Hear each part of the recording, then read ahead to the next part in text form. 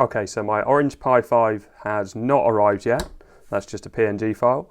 But what I have got is a Xbox 3D printed case. And this is how much I've printed so far. The other bit is printing in my garage at the moment. And thanks to Phil Seaman for sending me this email with links to 2 different 3D printed cases for the Orange Pi 5, because I haven't seen any others yet. So this is the first one, which is a PS5 case for the Orange Pi 5. And it does look very cool, nice access to all the ports, and obviously it's in a vertical design just like the PS5. And there's various different files here which show you all the different bits that you're going to need. But I decided to go for the Xbox one.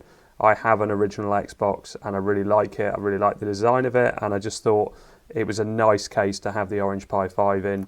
And you can see the ports at the back and the front, and the ExoPi logo on the top, and all the 3D printed files are here. So there's just 3 different files, although times for printing them out, if I go into Cura, which is my 3D print software, I don't know why I've got 2 of them open at the moment. I think I'm only going to need 1.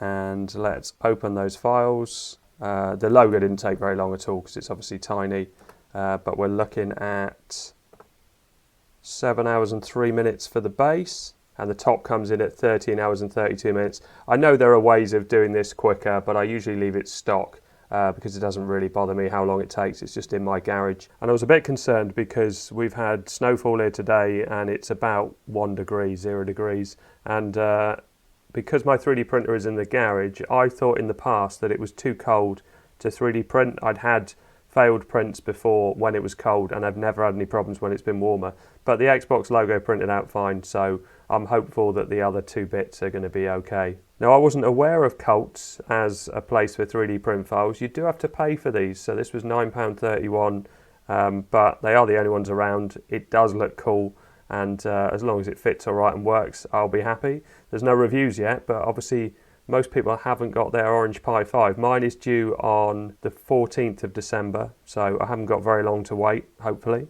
If you're interested in knowing about the 3D printer, I've got the Elegoo Neptune 2S. I've got a video on that. And I've also got a video on how much it costs to print. And I was very surprised at how cheap it was to print on these printers. And I've also got a shorts video of how I monitor my prints. I use the Ring doorbell because I changed my Ring doorbell for a non-subscription one. My Ring doorbell is great at showing my 3D printer in operation. It works without any light in the garage, which is perfect, and it's all battery operated, so I don't have to worry about it.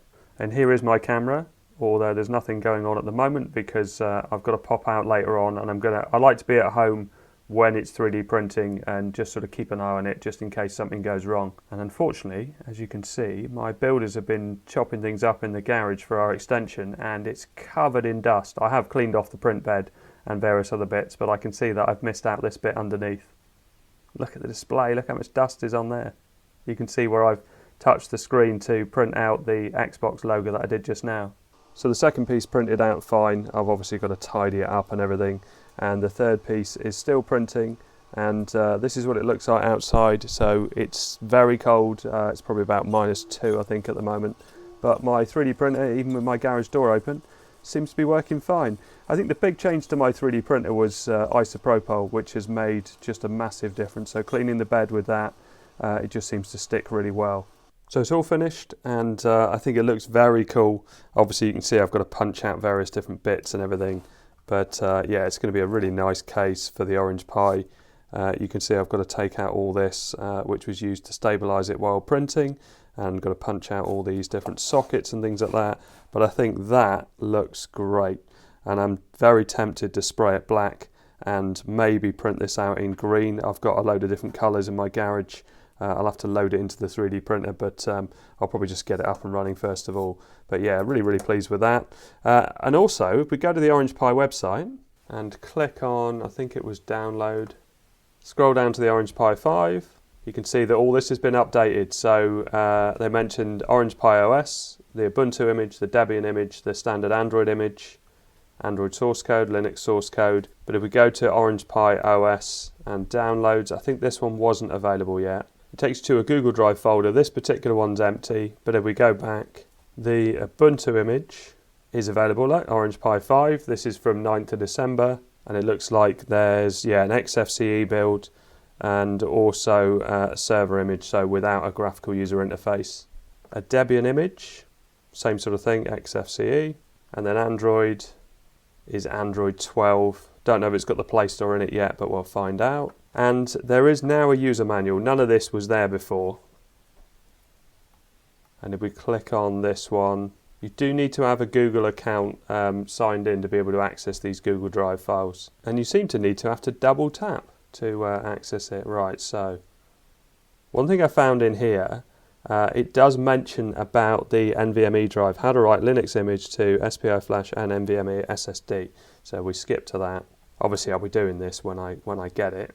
So I was looking through and I found this bit. Burning the Linux image to SPI flash and NVMe SDD needs to be completed with the help of a TF card. So first you need to burn the Linux image to the TF card, then use the TF card to start the development board to enter the Linux system.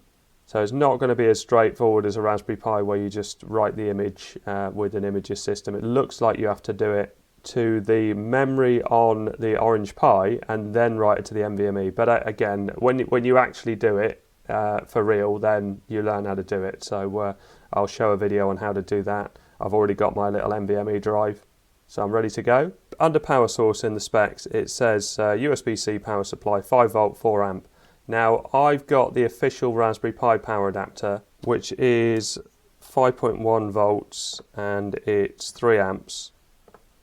And that will give me 15.3 watts. The Orange Pi is asking for 4 amps and 5 volts. So they're asking for a 20 watt power supply. But I've used this same adapter with the Cadas Edge 2 and it's been absolutely fine. Definitely hasn't used anywhere near 20 watts or even the 15.3.